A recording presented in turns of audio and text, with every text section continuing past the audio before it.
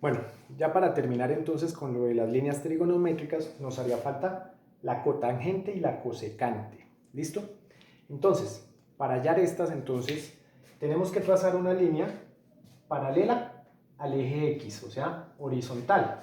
Ya habíamos trazado aquí una paralela al eje Y, ahora vamos a trazar una paralela al eje X. Entonces, vamos a trazarla aquí donde es 1, ¿cierto? Más o menos. Entonces, nos queda nuestra línea más o menos así, ¿cierto? Tiene que estar paralela al eje X.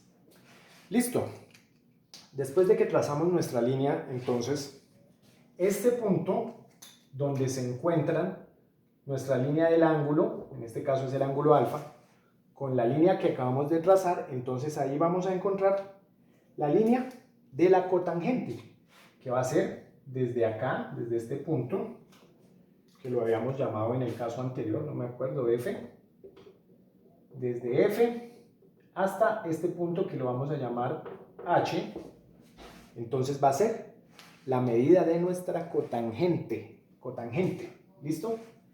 Ahora, desde el punto O, ¿sí? Desde donde empezamos a hacer el ángulo, hasta H va a ser entonces nuestra cosecante, ¿cierto? Entonces, toda esta línea, la medida de esta línea, va a ser la cosecante.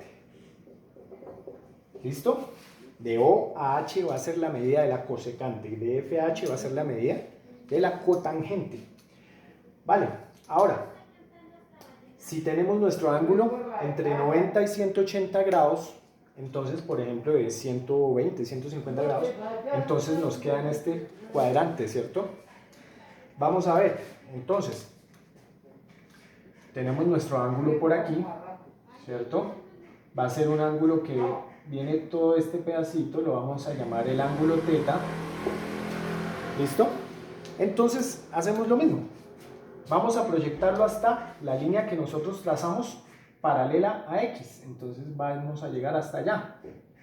Ese punto donde se encuentra, ese puntico, entonces en este caso vamos a llamar a ese punto el punto I. Entonces la medida que hay desde I hasta F va a ser la medida de la cotangente, ¿cierto? Entonces esto de aquí va a ser la cotangente, dijimos que ese era el ángulo teta.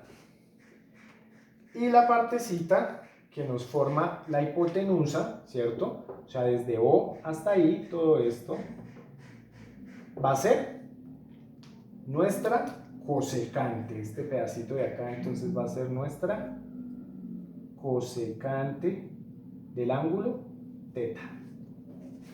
Vale. Ahora, si nuestro ángulo está entre 180 y 270, un ángulo de 250, 220, entonces el ángulo nos quedaría por aquí, ¿cierto? Vamos a hacerlo por acá. Va a ser todo esto nuestro ángulo hasta acá. ¿Listo? Vamos a llamar ese ángulo el ángulo beta. Entonces, ¿cómo hallamos la línea trigonométrica? Entonces lo mismo, proyectamos el ángulo hasta que se encuentre con la línea que habíamos trazado, la línea verde. Entonces, nosotros hacemos la línea allá con nuestras escuadras, con nuestras reglas, que quede bien. La proyectamos hasta que se toque con nuestra línea paralela al eje X. Listo. Ese pedacito que hay entre F y este punto, llamémoslo J, ¿cierto? El que está en verde, este de acá, entonces va a ser nuestra cotangente del ángulo ¿qué? Del ángulo beta. ¿Listo? Y la hipotenusa, o sea, desde I hasta acá, hasta O, va a ser entonces nuestra cosecante del ángulo, vimos que era el ángulo beta.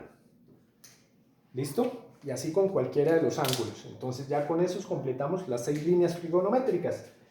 Vimos cómo hacer el seno, el coseno, tangente, secante, cotangente y cosecante. ¿Vale?